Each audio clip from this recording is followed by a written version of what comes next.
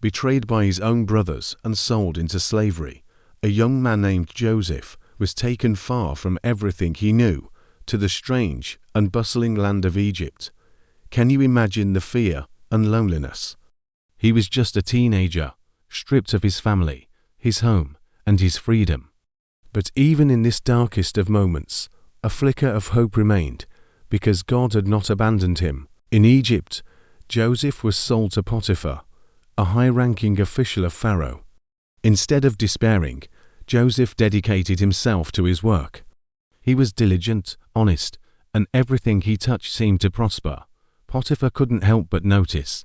He saw a special quality in this young Hebrew and soon promoted him, putting Joseph in charge of his entire household.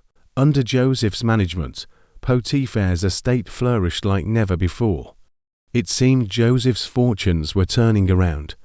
But with success often comes envy, and a new trial was just around the corner. Potiphar's wife took notice of Joseph, but not for his skills. She tried to seduce him, day after day, but Joseph stood firm in his integrity. He refused her advances, explaining that he could not betray the trust of his master, nor could he sin against his God. Enraged by the rejection, she twisted the story, falsely accusing him of the very thing he refused to do. Believing his wife's lie, Potiphar had Joseph thrown into a dark, cold prison. Once again, Joseph's world came crashing down. It looked like the end of the line, yet, even in the depths of the dungeon, God's favor was still upon him. While in prison, Joseph met two of Pharaoh's former staff, the royal cupbearer and the chief baker. Both were troubled by strange dreams they'd had. With wisdom given to him by God, Joseph was able to interpret their dreams. He told the cupbearer that in 3 days, he would be restored to his position serving Pharaoh. But for the baker, the news was grim: he would be executed. And just as Joseph had said, it all came to pass. Before the cupbearer was released, Joseph made a simple request: when things go well for you, please remember me and mention me to Pharaoh. But once he was free and back in the comfort of the palace, the cupbearer forgot all about the young man in the prison. Till long years passed, Joseph remained forgotten in the dungeon. Then, one night, Pharaoh himself was plagued by 2 disturbing dreams. In the first, he saw 7 healthy, fat cows emerge from the Nile, only to be devoured by 7 ugly, thin cows. In the second, he saw 7 plump, healthy heads of grain swallowed up by 7 thin, scorched heads.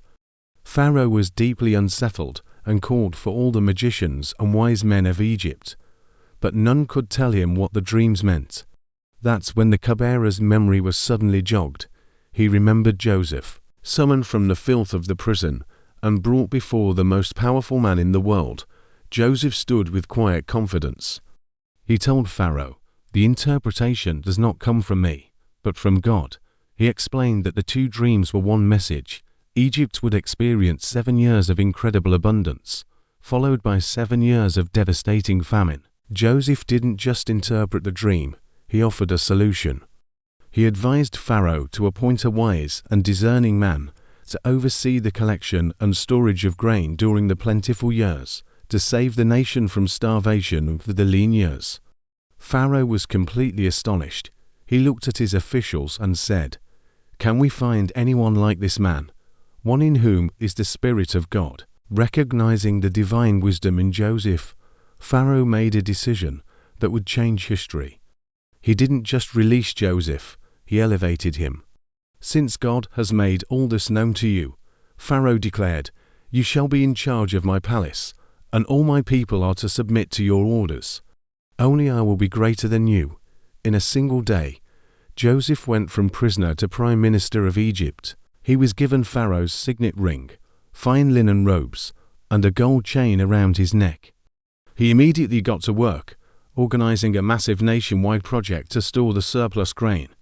When the famine struck, just as predicted, Egypt had enough food not only for its own people, but for all the surrounding nations. Joseph's leadership and God's plan saved countless lives. So what does Joseph's incredible journey in Egypt teach us today?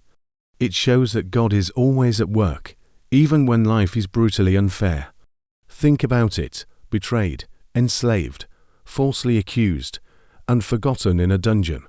Joseph had every reason to become bitter and give up, but he held on to his faith and his integrity. And in God's perfect timing, all of his suffering was turned into a blessing that saved a nation. His story is a powerful reminder that hardship can be a training ground for a greater purpose. It shows us that who we are when no one is watching truly matters. And most importantly, it proves that God can take our deepest struggles and use them to bring hope and deliverance to others. Joseph's life is a testament that no matter how deep the pit, God's plan is always bigger than our pain. Thank you so much for watching.